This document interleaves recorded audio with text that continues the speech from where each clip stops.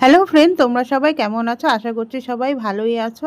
আজকে আমি তোমাদের সাথে দেখো একটা রেসিপি শেয়ার করব, যেটা আমাদের সবারই খুব কাজে লাগবে। আমাদের বাড়িতে অবশ্যই ফ্রিজে দুধ থাকলে সেই দুধটা কিন্তু জাল দিতে গেলে দেখি ছানা ছানা কেটে গেছে। তখন এই দুধটাকে ফেলে না দিয়ে আরেকটু সামান্য তার সাথে ভিনিগার অ্যাড করে দুধটাকে পুরোপুরি ভালো করে ছানা কেটে নেবে।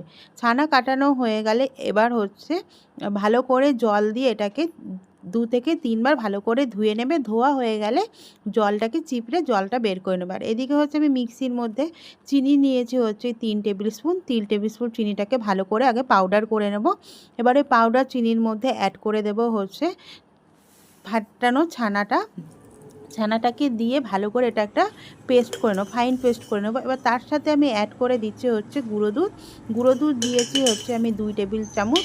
তোমরা কিন্তু গুঁড়ো দুধটা চাইলে স্কিপও করে যেতে পারো। আর তার সাথে আমি অ্যাড করে দিয়েছি হচ্ছে কনডেন্স মিল্ক দিয়েছি বলে কিন্তু আমি চিনির পরিমাণটা কম দিয়েছি। তোমরা যদি কনডেন্স মিল্ক স্কিপ করে যাও তাহলে হচ্ছে চিনির পরিমাণটা একটু বাড়িয়ে দেবে।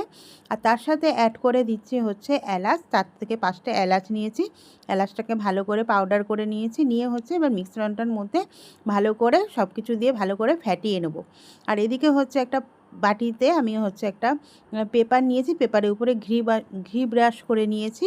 নিয়ে হচ্ছে এবার এই মিশ্রণটাকে এর মধ্যে দিয়ে ভালো করে ড্যাব ড্যাব করে নেবে। ড্যাব ড্যাব করে নিয়ে এর উপর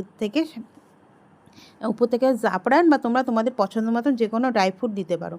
দিয়ে হচ্ছে এটাকে ভালো করে, বা তোমরা কিন্তু এটা টিফিন বক্সেও করতে পারো। এবার হচ্ছে একটা কড়াইতে আমি জল নিয়েছি।